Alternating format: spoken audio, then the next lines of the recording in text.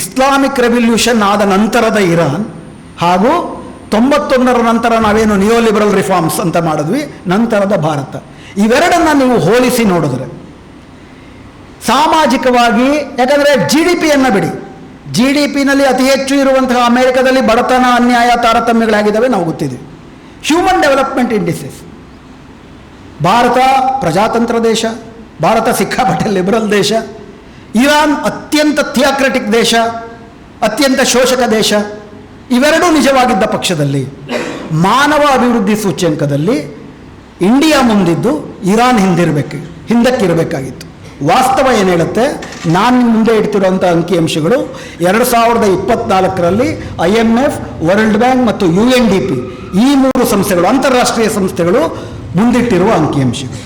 ಮೊದಲನೇದು human development indexes, ಅದರಲ್ಲಿ poverty, female literacy ಅಂದರೆ ಮಹಿಳೆಯರ ಸಾಕ್ಷರತೆ, ಬಡತನ, ಬಾಣಂತಿಯರ ಆರೋಗ್ಯ ಇತ್ಯಾದಿ ಹಲವಾರು ಅಂಶಗಳು ಸೇರ್ಕೊಂಡಿರುತ್ತೆ.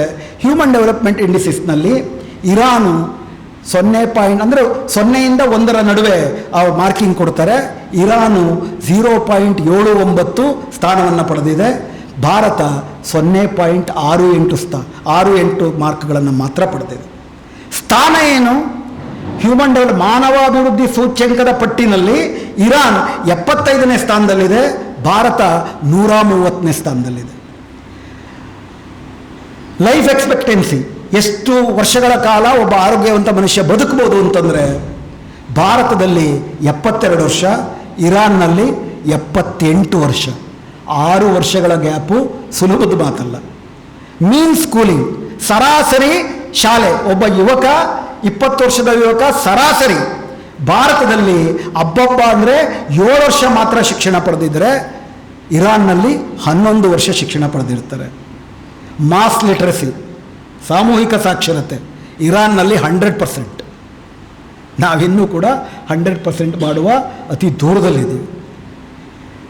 ಹಾಗೂ ಮಹಿಳಾ ಸಾಕ್ಷರತೆ ಲಿಟ್ರಸಿನಲ್ಲಿ 100%, ಸ್ಕೂಲಿಂಗ್ನಲ್ಲಿ 89%, ಹಾಗೂ ಯೂನಿವರ್ಸಿಟಿ ಎಜುಕೇಷನ್ನಲ್ಲಿ ಇರಾನ್ನಲ್ಲಿ 59% ಮಹಿಳೆಯರು ಹಾಗೂ ಇಂಡಿಯಾದಲ್ಲಿ ಬರೀ 34% ಮಹಿಳೆಯರು.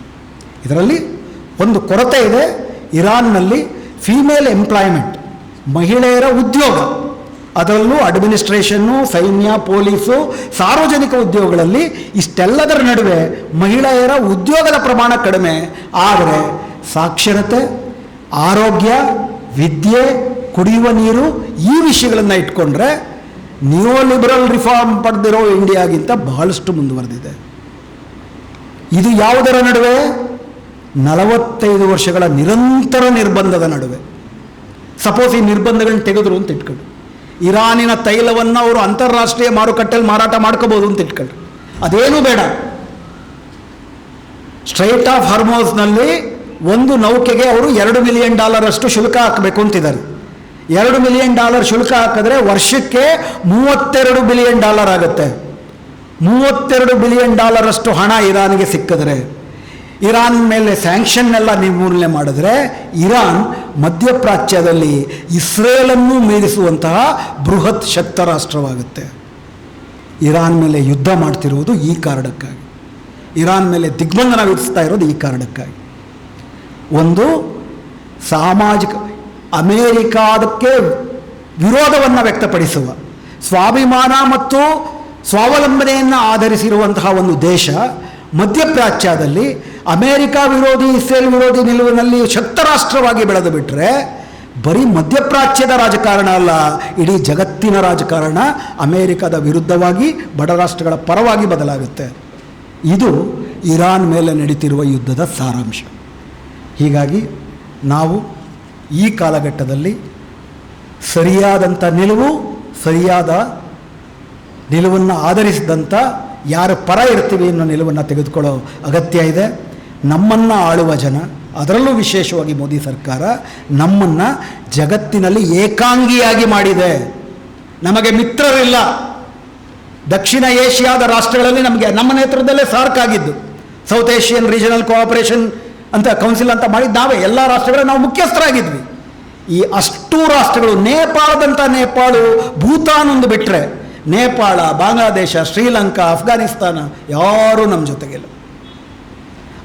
ನೀವು ಇಲ್ಲಿ ವಿಶ್ವಗುರು ಅಂತ 100 ಬಡ್ಕೊಳ್ಬೋದು, ಆದರೆ ಅಂತಾರಾಷ್ಟ್ರೀಯ ಮಟ್ಟದಲ್ಲಿ ಭಾರತದ ಸ್ಟ್ಯಾಟಿಸ್ಟಿಕ್ಸ್ಗೂ ಬೆಲೆ ಇಲ್ಲ, ಭಾರತದ ಪ್ರೈಮ್ ಮಿನಿಸ್ಟರ್ಗೂ ಬೆಲೆ ಇಲ್ಲ. ನಾವು ಏಕಾಂಗಿಯಾಗಿದ್ದೀವಿ. ಇದರಿಂದ ನಾವು ಹೊರಗೆ ಬರಬೇಕು ಅಂತಂದರೆ ನಮ್ಮ ದೇಶದ ಮೇಲೂ ನಮ್ಮ ನಿಜವಾದ ಮಿತ್ರರು ಸತ್ಯ ಮತ್ತು ನ್ಯಾಯವನ್ನು ಆಧರಿಸಿದಂಥ ಮಿತ್ರತ್ವವನ್ನು, ಅವಕಾಶವಾದಿ ಮಿತ್ರತ್ವವನ್ನಲ್ಲ, ಆಸಕ್ತಿಗಳಲ್ಲ.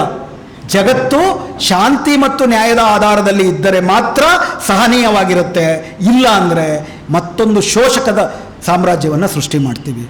ಆ ನಿಟ್ಟಿನಲ್ಲಿ ನಮ್ಮ ದೇಶದ ಮೇಲೂ ನಾವು ಒತ್ತಡವನ್ನು ಹಾಕಬೇಕು ಅಂತೇಳಿ ನಿಮ್ಮೆಲ್ಲರಿಗೂ ಗೊತ್ತಿರೋ ವಿಷಯಗಳನ್ನೇ ಮತ್ತೊಂದು ಸತಿ ಹೇಳುವುದಕ್ಕೆ ಅವಕಾಶ ಮಾಡಿಕೊಟ್ಟಿದ್ದಕ್ಕೆ, ಸಮನ್ವಯಕ್ಕೆ ಮತ್ತು ಎಲ್ಲಕ್ಕಿಂತ ಮುಖ್ಯವಾಗಿ ಇಂಥ ಒಂದು ಪ್ರತಿರೋಧದ ಸ್ವರೂಪದ, ಸೌಹಾರ್ದ ಸ್ವರೂಪದ ಒಂದು ಸಭೆಯನ್ನು ಏರ್ಪಡಿಸಿದ್ದಕ್ಕೆ ಹೃತ್ಪೂರ್ವಕವಾದಂಥ ಅಭಿನಂದನೆಗಳನ್ನ ಅರ್ಪಿಸಿ ನನ್ನ ಮಾತು ಮುಗಿಸ್ತೇನೆ. ನಮ್ಮ ಕಾರ್ಯಕ್ರಮಗಳನ್ನು ನೀವು ನೋಡ್ತಾ ಇದ್ರೆ ನಮ್ಮ ಚಾನೆಲ್ ಅನ್ನ ಸಬ್ಸ್ಕ್ರೈಬ್ ಮಾಡಿ, ಪಕ್ಕದ ಬೆಲ್ ಐಕನ್ ಒತ್ತಿ ನಮ್ಮನ್ನ ಬೆಂಬಲಿಸಿ. ಹಾಗೆ ನಮ್ಮ ಕಾರ್ಯಕ್ರಮಗಳನ್ನ ಲೈಕ್ ಮಾಡಿ, ಕಮೆಂಟ್ ಮಾಡಿ, ಅದನ್ನ ಬೇರೆಯವರಿಗೂ ವಾಟ್ಸ್ಆಪ್ ಮೂಲಕ ಶೇರ್ ಮಾಡಿ. ನೀವು ಹೀಗೆ ಮಾಡಿದಾಗ ನಮ್ಮ ಚಾನೆಲ್ ಇನ್ನಷ್ಟು ಮತ್ತಷ್ಟು ಜನರಿಗೆ ತಲುಪಲು ನೀವು ನಮ್ಮೊಂದಿಗೆ ಸಹಕರಿಸಿದ ಹಾಗಾಗುತ್ತೆ. ಇದು ನೀವು ಯಾವುದೇ ಖರ್ಚಿಲ್ಲದೆ ಕೆಲವೇ